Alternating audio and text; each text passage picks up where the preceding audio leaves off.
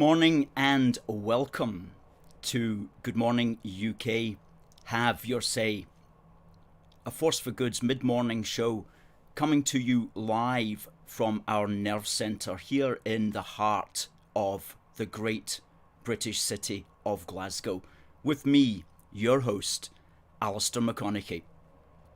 And this is the place where we love the United Kingdom and we want to stay together. And it's the place where we're British and we're reminding ourselves of the wonders of that every day. And we're broadcasting across all our platforms, Facebook, Twitter and YouTube. And people coming in already. Good to see TC, who says good morning to all fellow Unionists from all over our wonderful United Kingdom. AR Entertainment coming to us from the Lincolnshire-Leicestershire border. How are you this fine British morning? Very good, AR. Thank you for asking. I hope you're well also. And Linda from Southeast London. Good to see Frankie in as always, and James. A very good morning to everybody. And Samuel, who won our competition. And we'll have another competition coming up today at the top of the hour, just before the top of the hour. And at the top of the hour, we have a fantastic interview lined up with the creator of these wonderful wooden flags, these wonderful patriotic flags. He's going to be speaking to us. That's Caelan Wynne, who's going to be talking to us for 20 minutes at the top of the hour, telling us how he goes about doing it and what motivates him to do these wonderful creations. And he'll have some products for us on show as well. And he's an extremely insightful and intelligent artisan. So please do keep tuning in for that. Leslie says good morning and nice to see Ibrox Park again from County Down. Alan says morning GB, and Nelson from London. Good morning everybody there. And Amy, stronger together. Alan, good morning. Robert, no surrender. And Greg says, hi Ali, let's have a referendum on devolution. Well, we're going to have a sort of referendum in the sense that we're going to have a Holyrood election, which is coming up. It is coming up. We had wondered if it was actually going to be happening, but many of you will have got this letter through from the authorities, as it were, telling us that it is indeed going to be on the 6th of May, and it is indeed going to be just a normal one at polling stations, no doubt, with various precautions taken, but it's going ahead after all. Many of us had wondered if they would actually stop it, but they're going ahead with it, which is very interesting in itself. Alexandra says morning from York. We also, on the same day that we got that information, just 2 or 3 days ago, we also got this, came through also from the authorities saying, and this is just an aside in case you didn't know, the law on organ and tissue donation is changing. And what that means is that the authorities have given themselves the right just to whip out everything from your body once you're dead, unless you have actually told them when you were alive that you didn't want it. So some of you may have an opinion on that, I don't know, but certainly if you don't want them whipping out your organs without so much as a by your leave, then you can register that you don't want that on the on organdonationscotland.org. You can tell them what your thoughts are on it. That's just alerting people to it, because I wasn't even aware that that law had even been mooted, let alone passed, but apparently they can do that, which is all part and parcel of the state really just, again, bringing more authority to itself to do what it wants over the individual person and their own body. Charlie says Rule Britannia, have to agree with that. And David says good morning everyone, it won't be long now, until the 6th of May and we see what's going to happen. about that. What's your opinion on Nicola Sturgeon potentially closing the Scotland-England border? Thank you for asking, AR Entertainment, because that is exactly what is just coming up right now. And we are completely opposed to her closing the border. And because the matter of the so-called borders within the United Kingdom should always be a reserved matter. It should be a natural right of every British citizen to travel from the top of our islands to the bottom, from the most eastern corner to the most western corner, without let or hindrance. That, if we believe in a united kingdom, that right should be granted to us, which means that the people who must safeguard that right must be the central British authorities. So that authority over the so-called internal borders should be a reserved matter, and it should not in any way or for any reason be delegated to any devolved parliament or assembly. And that should just be a given. And the fact that that's not a given is a very bad sign going forward, because these separatist administrations, such as we've got at Holyrood, want to set up a precedent whereby they can shut the border.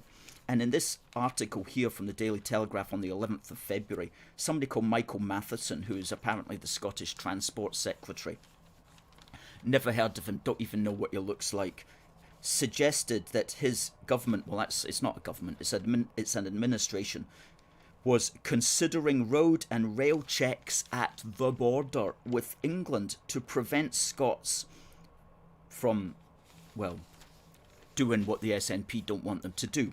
So that shouldn't even be allowed. That's just absolutely bad, horrific and wrong if we believe in a united kingdom. And now people will say, oh, but what if somebody's got a disease? Well, it's for the central British authority to decide what each region can impose, but it shouldn't be done on a national basis.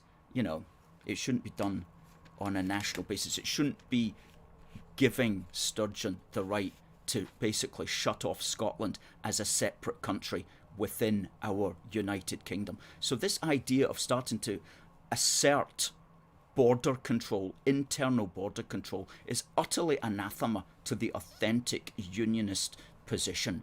And it should never have been allowed to get this far. And control over these matters has to return to Westminster or the central British Parliament. And it should never be countenanced. So AR, thank you for that question, and I hope that I've answered it quite clearly and strongly. Cameron says, morning lad. Morning to you, Cameron, as well. And Linda says, what border? Well, exactly, that's the way that we should be looking at it. Morning, Eddie. Morning, Jim. Every day we get closer, indeed. And Alan's saying, we are one country. This border talk is just to rile up her crowd to create more hatred and division. Absolutely. That's indeed all it is. And Alex is saying, Police Scotland have said they do not have the manpower or the authority to close the border. That is the jurisdiction of UK Border Agency. Well, indeed, as well, the external borders are definitely the jurisdiction of UK Border Agency, and the internal so-called borders the police should have nothing to do with policing them. Thanks for that comment, Alex. Morning, Richard. Well, talking about that border, the reason that they were doing it was because she was wanting to quarantine people arriving from outside Scotland for 10 nights, to quarantine them. Okay, and this is a word that we've been hearing an awful lot of, quarantine. And it's come in, of course, as a consequence of the whole COVID situation. And about middle of last year, I heard people starting to talk about, because we've always been interested in the COVID situation, right? We were talking about the COVID situation, and is there some sort of other thing behind it? And of course, we didn't really want to look into too much about it, but people were saying, oh, there's this fellow called Klaus Schwab who started up the World Economic Forum, and he wants something called like a Great Reset, or he's talking about the Great Reset. And as the months have gone by, this concept of the Great Reset has become a lot better known. And I thought to myself, I'm going to have to really get into figuring out what this is about. And if indeed Klaus Schwab does believe that COVID is something to do with resetting the world in some great way. So we ordered a book which has arrived in our office this week. And conveniently enough, it's written by Klaus Schwab, and it's called COVID-19, The Great Reset. So we've only started it, right? Just the first chapter. And I'm not going to talk about it until I've finished the book. And if there's anything worthwhile in here, I will tell you about it after I've finished about it. I'll give you a pre-say about what he's going on about. But we did learn something. We did learn something here, which was very interesting. And which we didn't know.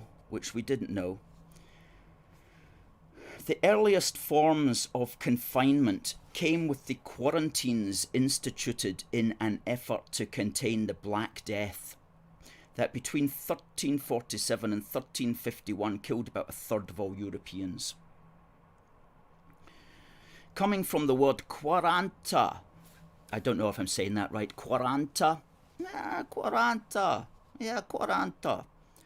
The idea of confining people for 40 days originated without the authorities really understanding what they wanted to contain, because quaranta is the Italian word for 40, okay?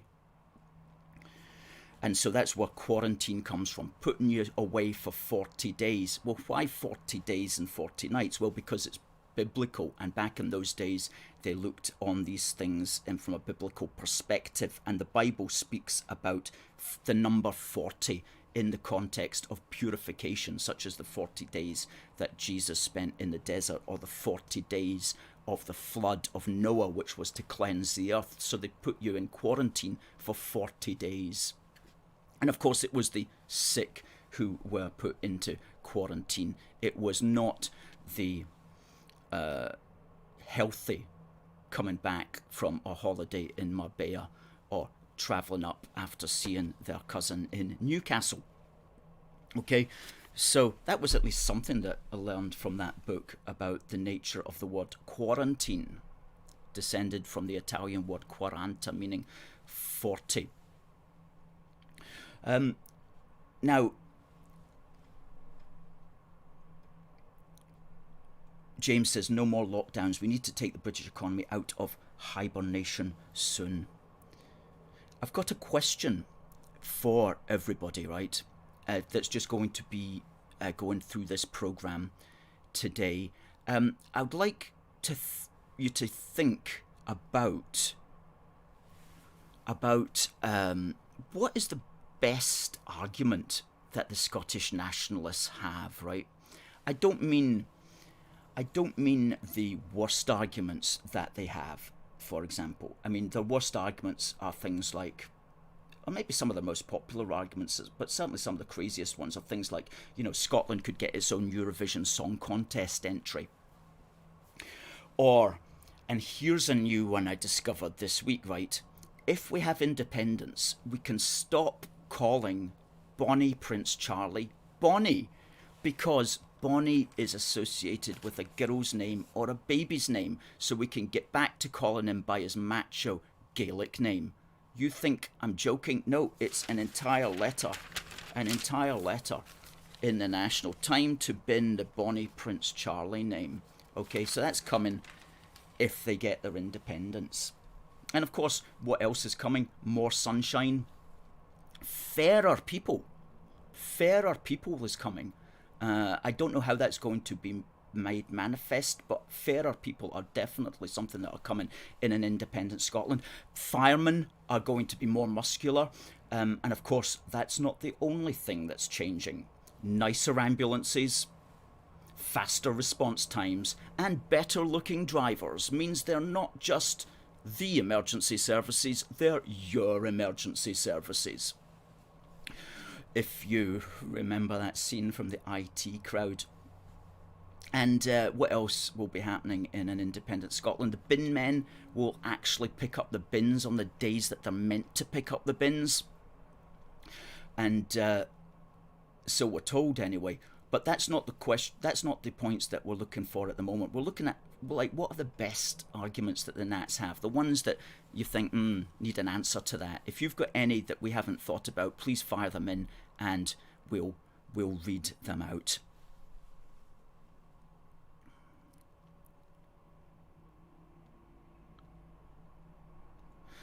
Bill says, see the billboard in Aberdeen saying they will double the pension. I didn't see that. Bill. I didn't see that one. Stephen says, their best argument is taking control of our future. Yeah, they do that one, don't they? They say, oh, we take back control. And that's an easy one. That's an easy one for them just to say, and it sounds clever. Angus says, I don't know how you stomach the national paper. I don't know either. I have to take a deep breath and a couple of cups of coffee, and it's like 2 hours this week. I'm just going to sit down and go through this all, and you don't feel wiser afterwards, but you do think, oh my goodness, I should have got a medal for that, really. And right, we've got an interview coming up in 12 minutes. Before the interview comes up, I'm going to just do what we do every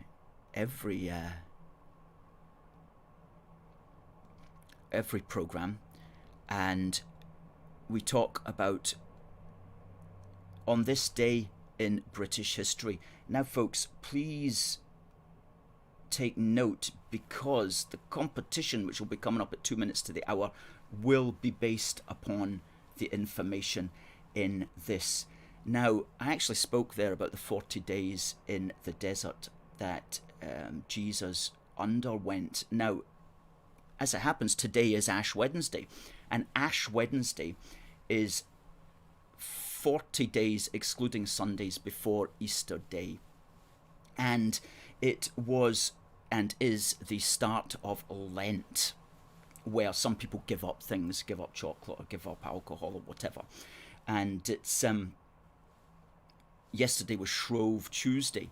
Now the historical significance of this is that Shrove is descended from the word shriven, which means to be forgiven of your sins. And on the day before Ash Wednesday, it's called Shrove Tuesday, where people were shriven of their sins at church, and then on the Ash Wednesday they started their 40-day diet after having used up all their flour and milk and eggs in Pancake Day on the Tuesday. Not so much a diet, actually, a fasting. Now, getting back to a British angle on that, today would normally be the second day of the Royal Shrovetide football match.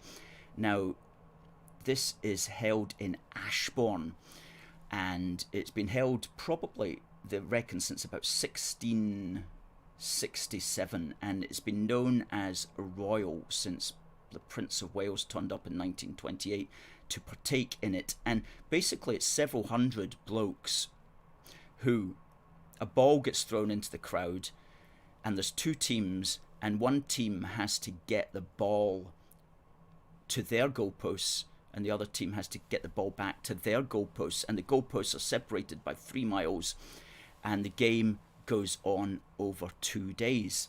And unfortunately it's not on this year because of COVID, but normally it is on. And I was doing a wee bit of research into it, and I must say I like the idea of it, because they all get together and they sing Auld Lang Syne, and then they sing God Save the Queen, and then somebody throws the ball into the crowd. And I like what I see here. Here's a picture of them throwing the ball into the crowd. So there you go. That was taken 5 or 6 years ago, starting the game, which is a 2-day game. And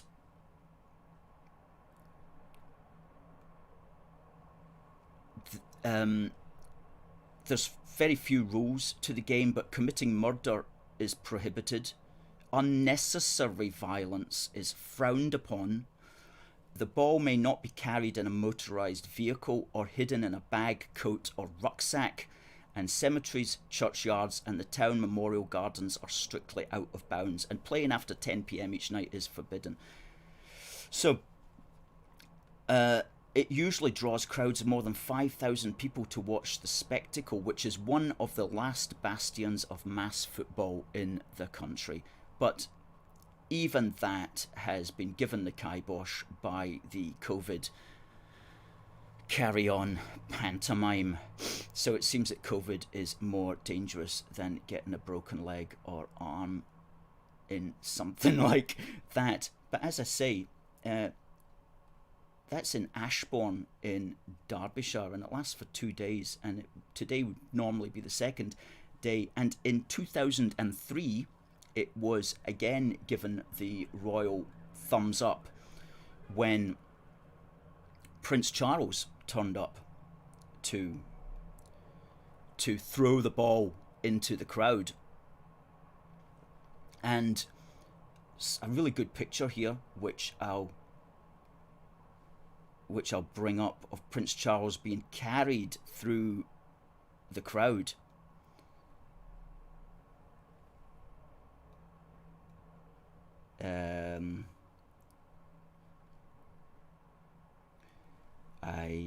I'm going to see if I can bring this up, but I don't seem to be able to bring it up for some reason.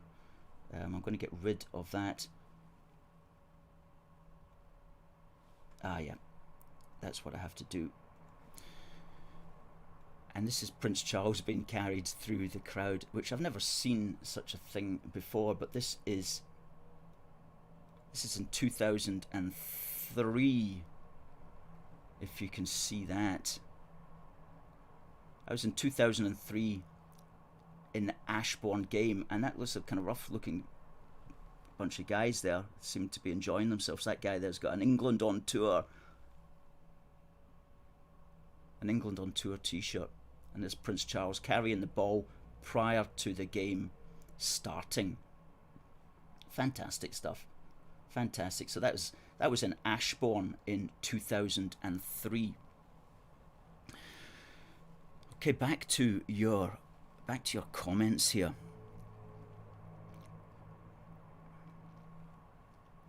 And we've got Kaylin of Dramatic Scotland Creations coming up at 11 o'clock. AR Entertainment asks, when is the next UK Unionist demonstration? Well, there are serious issues regarding that, as you know. One can't really organise unless you do something that the authorities are happy or is COVID secure. We do have a stunt coming up probably next Tuesday. We'll keep people aware of that. That's going to be a live outdoor stunt, but it will just be a couple of us at it because of the strict lockdown rules that are in force and that unfortunately Police Scotland are enforcing. But we as a group are going to do something next Tuesday, but we're planning on it, right? We need to get the various things ironed out, but something that's probably going to come up next Tuesday outdoors. But again, that's only going to be a couple of us, because organising a big group of people in this situation is difficult and in some ways maybe counterproductive. So we have to tread very carefully with that. And it is an ongoing concern, the extent to which this is locking everybody down on both sides, and indeed prohibiting the proper right of protest for us all, whatever side we may stand on. Now, and of course, in the run-up to this election, that's only benefiting the major parties, and particularly the SNP, because the small parties can't get out. They can't have a street stall. They can't go door-to-door leafleting, much less knocking on people's doors and speaking to people. The smaller parties can't do that and be heard, but the mainstream big parties can simply rely upon their power in the mainstream media to get their message across. So it's going to be an unfair election on the 6th of May, because the small parties have essentially been forbidden from campaigning, while the big parties are able to continue to enjoy the campaigning that they get from simply being publicised by the mainstream media. Anyway, if you're a small party and you're a unionist party and you want to be heard, then please do contact us, because we're happy to give you an interview. So I know there are one or two small unionist, you have to be like a unionist, overtly unionist party standing. If you're doing that, give us a call and contact us. We'll see, we might be able to get you on for an interview here. That will give you some publicity anyway. So think about that. And if anybody knows anybody else as well. Stephen says, another argument the Nationalists use are these 21 rigged polls. It apparently proves the democratic will of the Scottish people is being denied. That's so true as well. Is Angus Robertson, who, after he lost his MP job, he set up as a pollster with an actual polling company, and he has made a lot of these polls. And of course, polls are just created with twisted questions. Very often, many polling agencies just know what answer they're aiming for, and will be able to set the questions in such a way that they can then take the answers and present the answers in such a way that create a talking point for the media to keep this negativity and demoralisation going. Stuart's not a fan here. You sound like a shub. Enjoy your losses in May. Hey, okay, Stuart.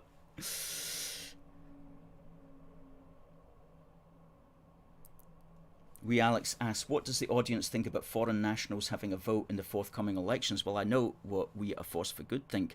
We think you should only be allowed to vote if you are a British citizen, or if there are historical reasons why the British state has allowed you to vote, such as some Commonwealth citizens and Irish Republic citizens. But without these historical links, and without being a British citizen, you should not be able to vote just because you happen to live here.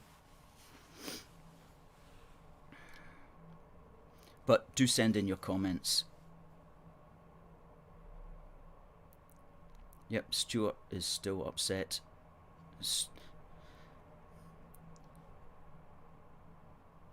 AR believes that support for independence is actually shrinking. The last poll put yes near 60. If you round it up to the nearest 10, now it's dropped to 47. Absolutely. Folks, it is 11 o'clock. It is my great delight to bring in to the studio a man who has really been influential in changing the look of unionism in a physical way, in the fact that he's been creating some amazing stuff. His name is Caelan Wynne of Dramatic Scotland Creations, and we're going to speak to him now. So folks, please do welcome Caelan, who I'm going to add right now. That's a very kind intro of you, Alistair, and it's great to be speaking with you again. Good to see you, Caelan. Thank you very much for agreeing to an interview. You spoke with us during our marathon 10-hour union telethon. I did, yeah. And you spoke twice, and we got some really good feedback from people who had been listening to what you had been saying, and who had been really appreciating what you said. Now, you were responsible for creating this lovely work of art behind us, which is a wooden flag, which you sent to us unsolicited, and it's such a beautiful gift, and we continue to thank you for that, and we're happy to give you a shout out whenever we possibly can. Now, could you please tell us, because not everybody will have seen the Union Telethon, what it is that you do? Tell us about your company and what it is that you do, and then we'll start talking about what motivated you to do this. Okay, so basically, I'm based up by the Scottish Highlands in Loch Ness, and it's kind of what it started off as a hobby. Basically, I wanted to make like a wooden American flag because loads of guys in the States were doing it, and then I was like, well, I don't see many people doing it in the UK, and no one seems to be making Union Jacks. So I just started. I made a couple, and then some of my mates were like, I want to buy it. And then I was like, well, there's a bit of a market here. And since then, I've made probably about 140 unions so far. And each one just gets better and better. And I really enjoy it. So it's been good so far. But as you can see, I've got different types. I've got RAF, Union Jack, and I've got the Evercansic one that I can show you later on as well. That's kind of what I do. Yeah, I just make wooden rustic art, shields, flags, anything. Exactly, and it's Nelson. There's his beautiful creations, which we agree. Thank and of you. course, it's not just Union Jacks. You do saltires, you do saltire shields, you do Royal Standard of Scotland shields, and you also do half and half shields. So Yeah. like it would be like a Union Jack merging into an Ulster flag, or a USA flag, a Stars and Stripes merging into a Union Jack. So you've got basically what's the most complicated one that you've done yet? Would you say?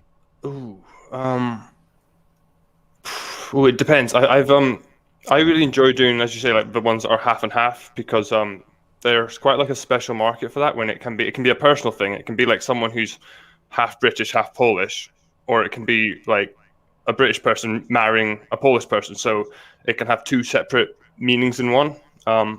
But I do enjoy doing the split ones, and probably the most intricate ones are probably ones that are like this is like a shield, Wow. and there's like carving done. I actually didn't do this carving. There was another local lad who specialized in it, but he was happy for me to put it onto the shield. But Right. you can do they can be as easy or as complicated as you want them to be. Right. Right.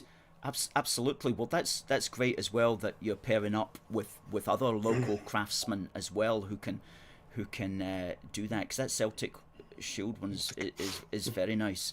And I saw there was an Ulster one that you did. Yeah, And they've actually all sold out, so I don't have any wow. at the moment. But Good. I will have more coming pretty soon. Yes. Yes. And you also had, like, you can take a Union Jack and you can put a something in the middle of it, such as Rangers Shield, yeah. well, yes, that, and an Ulster hand, Also, yeah. or anything that anybody wants to be added to it, and really fine stuff. Why don't you show us the Kanzuk one just now? Because I was The very Kanzuk one. impressed with. Yeah. Yes. Okay, so And most people should be familiar with the concept, but it's more of like a hypothetical union. But yeah, so this is the Kanzuk one. Just here, it's quite a small one. So it's got Australia, New Zealand, Canada, UK, and it's all just in amazing. one. Yeah. And just keep that held up there. And what size is that? Like, how wide is that? Ooh, so this one's about 24 inch. So I Right. deliberately made it smaller so it could be posted off to Australia and New Zealand. Normally my sizes are about 37 inch, Right. but on ones that I know that could go international, I tend to do them just a bit smaller so that they can get through customs easier. Well, I mean, that's amazing, because there are political groups that. Can you just explain what Kanzuk means? Not everybody will know what Okay, so that is. Kanzuk is the actual it's CANZUK, and it stands for Canada, Australia, New Zealand, and the UK. So it's basically the start of each name is added into one. So it's basically like a reuniting of the Anglosphere. And a lot of people have been talking about it as a concept post-Brexit, because realistically, we have a lot culturally in common with our former colonies. So it seems like a good idea that we maybe look back a bit and actually think that we can get some like trade deals and stuff with the people who are genetically closest to us, you know. Absolutely, absolutely. Well, a few good comments coming in here. AR Entertainment says you're a true unionist, Oh, thank you. and also that translated into Gaelic. Billy says, number them, they will become collectibles. Well, you obviously count them, the numbers that go out, but maybe you should put something Yeah, like I that, wanted it's a bit annoying because I started off, I didn't think it would actually become like a numbers game, but each piece doesn't actually have a number, but they do have a signature. But it's cool because there's been some other guys, local men have started doing the exact same thing as well. So it's just getting it out there, and I'm seeing them popping up in like Facebook buy and sell groups, Gumtree. So I just think it's good to kind of like reinsert British nationalism a bit more. Yeah. Because people actually forget that these it's weird one, like these flags, like they actually have a lot of meaning. Like people I view that as like the sign of like we're not apologizing, you know, like Yes. for being the UK, and seeing like a saltire and a Union Jack flying together. Personally, I think it's the most Scottish thing you can get. It just basically says we're Scottish, and then the Union says we're not apologizing, and I just think it's such a good, like, in this time of just left wing chaos, I think it's important that we like reclaim these symbols and don't apologize for them. We have to really like own them in a nice aesthetic manner. Exactly, and that's what you're doing. Greg here says, make loyalist flags with the crimson star on them. I'll have to give that one a go. Yeah, as you do bespoke stuff. So if people want something created, they just contact you. We'll give you your details later on. They just contact you, and you are doing it. Angus says a commando dagger Union flag design would be cool. That can be done. It's something to think about. Brian says a tie and Union flag. That'd be interesting. There you go. That'd be an interesting one. Because you've done an Indian one, haven't you? And you've done a Polish one and a German one, all with the Union flag intertwined. What else? Bill says, can we see a 37-inch one? Well, I think that's the ones in the background, isn't it? That's the big 37-inch one. Yeah. Do you want me to pick it up just for scale? Or? Yeah, sure. Why not?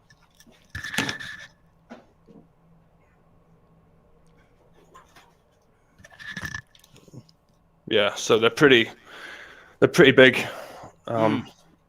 Yes, indeed. Well, these would look good in a club, behind a bar, in a pub, for example, or they'd look good in a club, or something like that.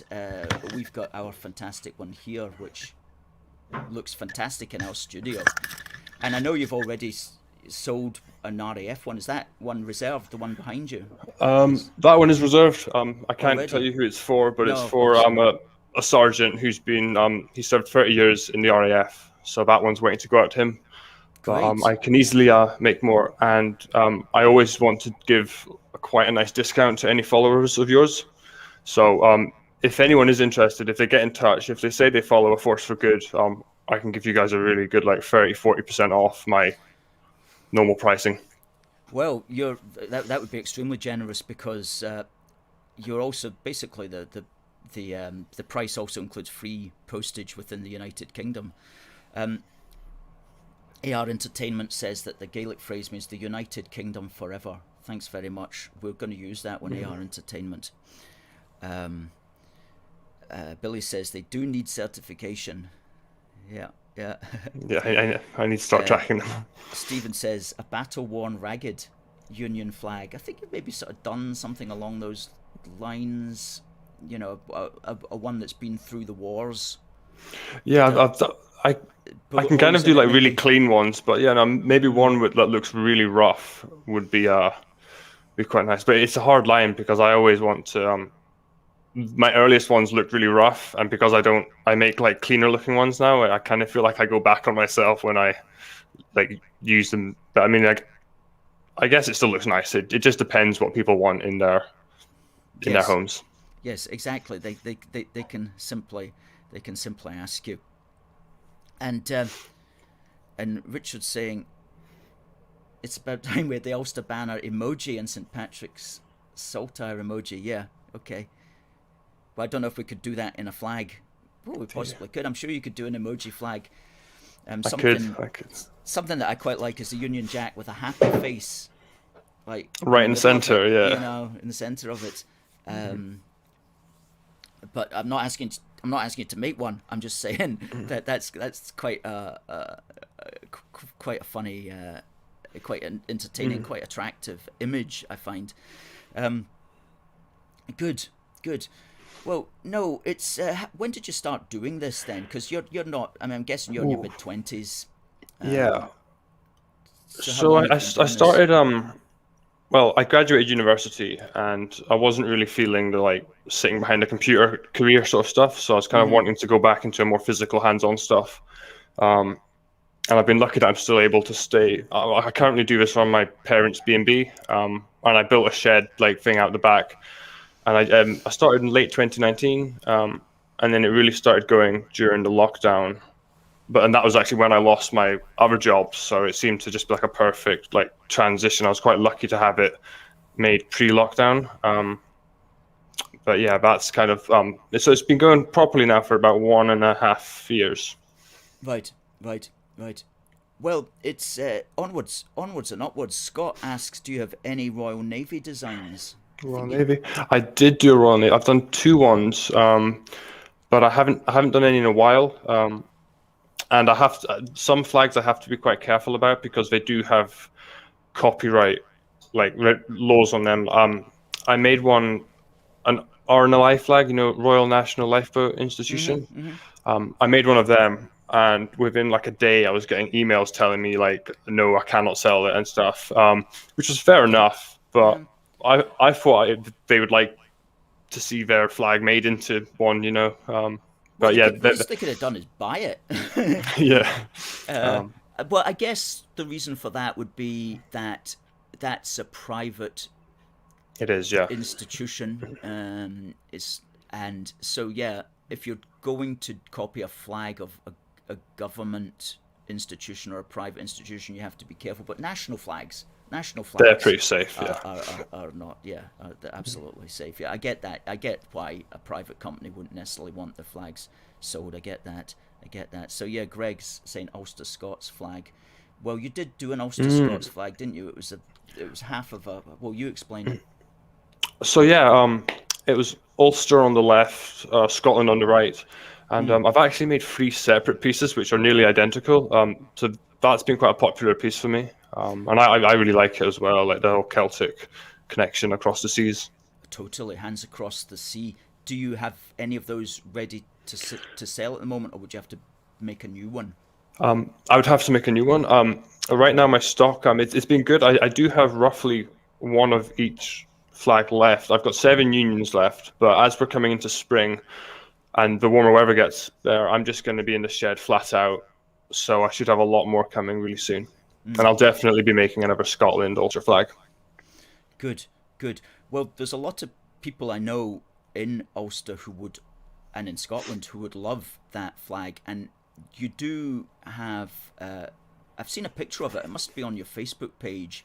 It's very stunning, actually. It's really impressive. I mean, and intricate as well. And doing that one behind me, for example, getting the bent wood, getting that intricate, and then the wee wooden lettering as well. It's a lot of it. And what I like as well is the paint that you get has got a nice sheen to it. That under lighting, it really stands out. I mean, that looks really good just now. We've got a wee light just on, shining up at it. But it looks stunning, really. I think the finish is actually that's kind of what I'm trying to focus on, because it's like a 3-step process. It's not actually paint that we use. It's we burn the wood first, and then we stain it, and then we put loads of gloss coats on it, and that's how we get this.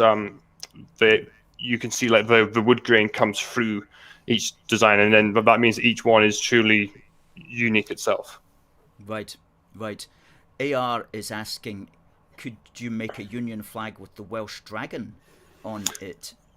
I will add that to my list because, well, basically once a month, all of my like intricate stuff, the dragons and the stars, and that, I actually get them cut. I've got a contact in south of Scotland, so he actually sends them to me. Right. And what I'll do is I will add that to it, and I'll be able to get it slapped onto a Union, because I'm sure it would sell. Yeah. Oh, definitely. Because there's a lot of Welsh people who like that angle. We know that from working with what we do. People like that design of a Union Jack with the dragon in the middle of it. Yeah. Well, Bill says you're a real craftsman. And thank you, Bill. David says, keep up with your good work. Keep the Union strong. And good.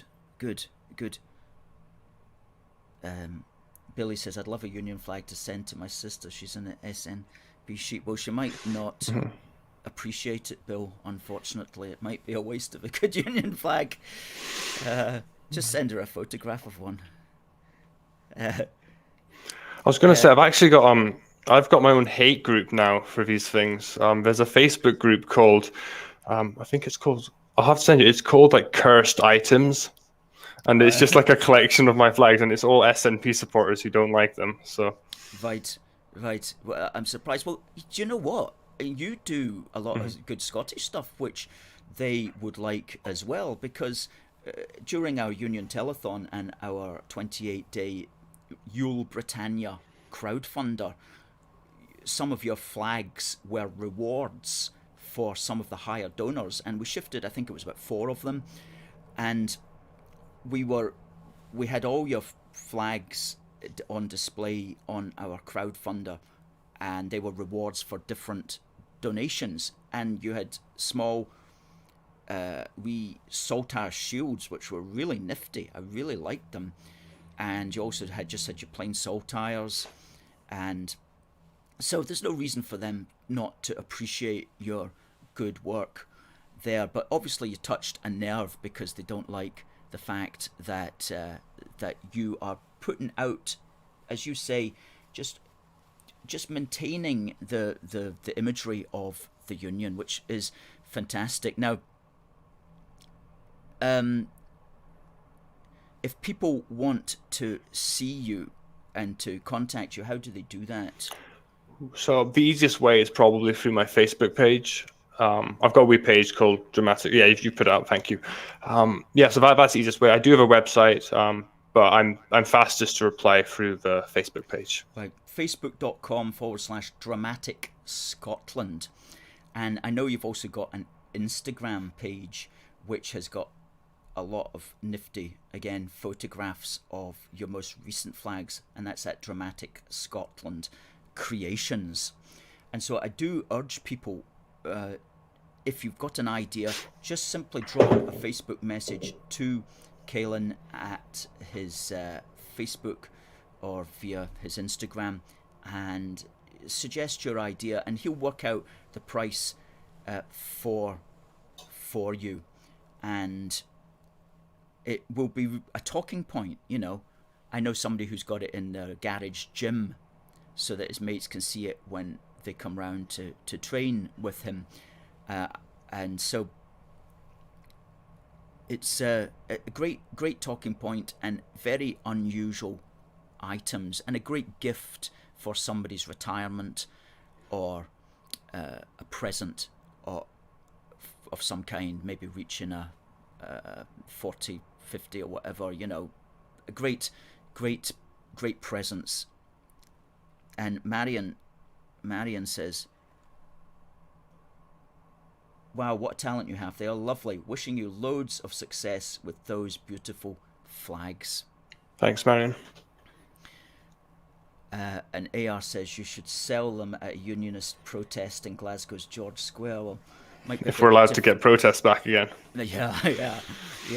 And absolutely. Caelan, we must get you back on again. That's 20 minutes which have flown by. I do urge people to check out your Facebook page at Dramatic Scotland. Just one more thing. If anyone actually wants to start making these as well, if you send me a message, I can easily just give you guys free advice as well and pointers, because I learned quite a lot of mistakes on the way. So if you want to get into making these yourselves, I'm more than happy to help out. Okay, well, that's extremely generous of you, but that's the kind of guy you are, by all accounts. So, Caelan, thank you very much. Thanks, say Alistair. goodbye now, and we'll see you, and we'll have you on here, no doubt, and we can talk more politically as well, and not just talking that sounds good, because I know you've got a lot to say politically also. So, definitely. see you again soon. Okay, thanks, Alistair. Right, see you. Bye.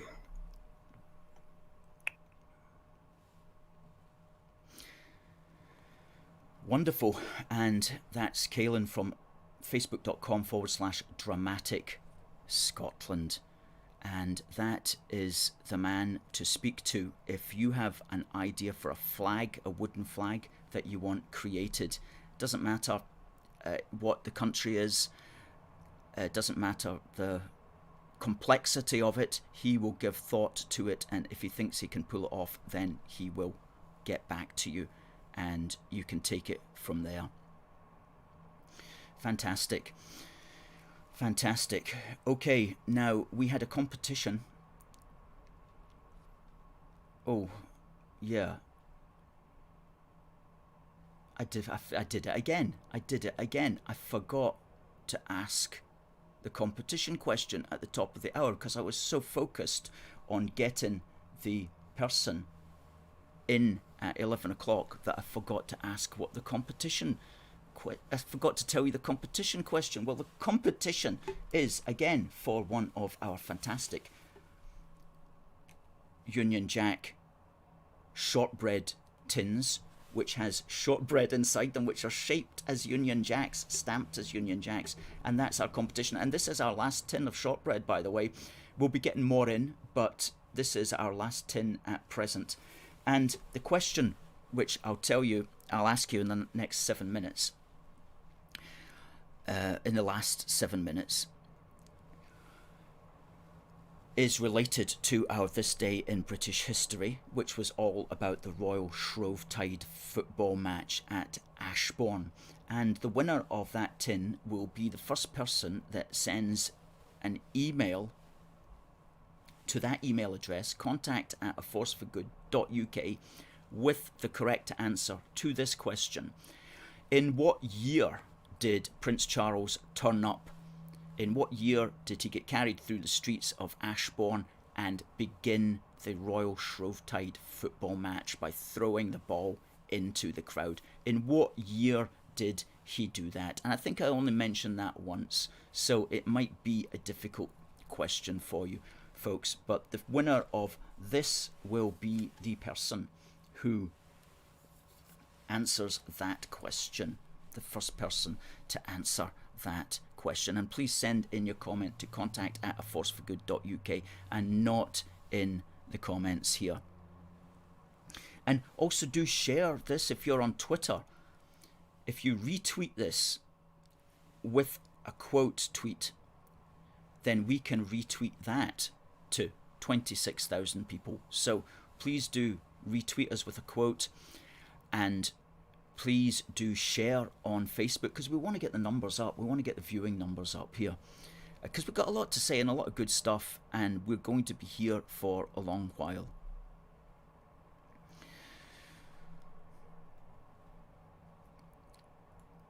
Some good comments coming in there.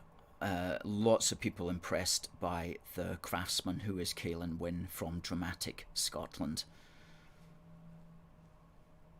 Catherine says they're a fab idea and beautifully made.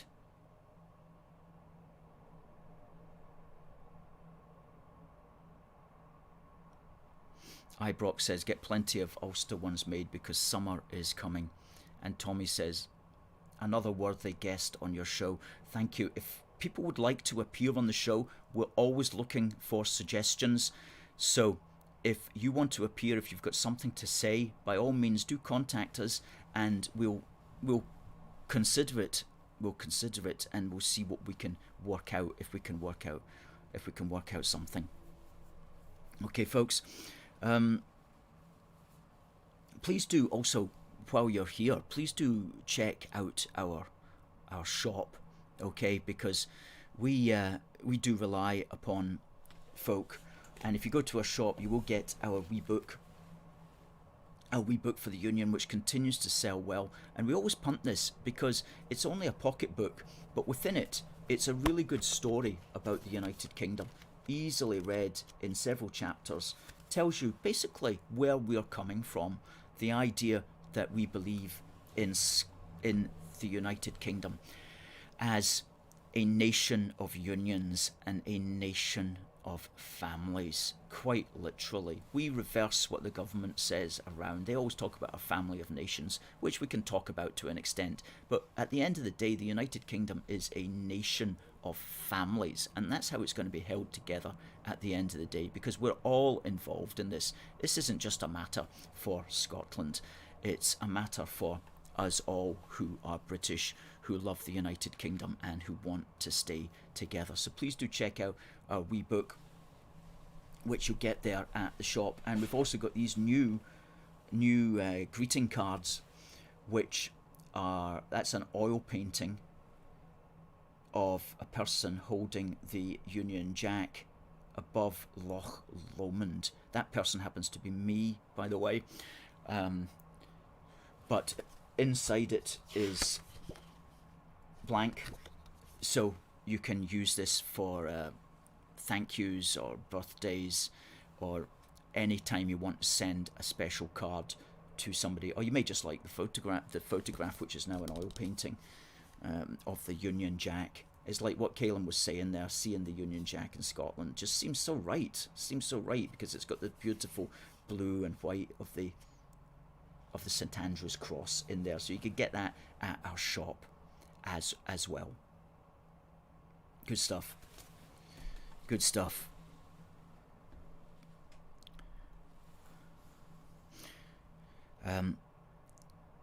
Linda makes a good point there. It'd be great to hear Carl Dean Pearson from UNN on your show. Well, Carl would be brilliant, wouldn't he? Because he is an excellent speaker. We watch Carl and David Clues a lot. David Clues was on our Union Telethon. We interviewed him then, and so we'll see if we can get Carl on. From UNN, which is Unity News Network, which is a news channel that broadcasts on YouTube. And Carl is a great speaker and a great unionist as well. So we'll look into that. Thank you, Linda, for that suggestion. Christopher says, thank you, Alistair, for another great broadcast. Thank you, Christopher, for watching. We do appreciate you watching every week, and we do appreciate the support that you and others give to A Force for Good to keep it going. And Stephen makes a very good point there. He says the inside of this card represents the SNP list of achievements.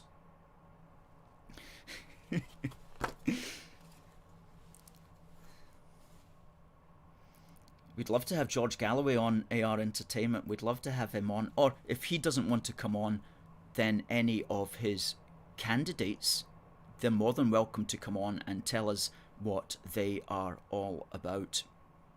So if anybody knows any of the candidates for George Galloway's party, please do tell them to contact us. Frankie enjoyed the show. Greg says, what about getting Neil Oliver on? I think we will get Neil Oliver on, hopefully one of these days, but we're going to have to wait until we have got more followers and viewers on the show to make it worth his while. But that's a good suggestion, and he's a great fellow, and we quote him regularly in this book, A Wee Book for the Union. Samuel says, fantastic show again. Now, just before we go, we'll see who has won the competition if we do have a winner.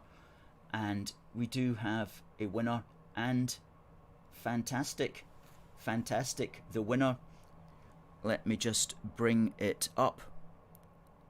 And it was my fault for forgetting the competition. People need to please remind me if I keep forgetting. At 11 we have a winner, and the winner is, and this will be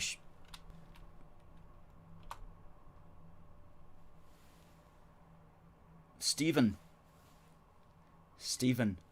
wonderful. That will be heading its way to you today.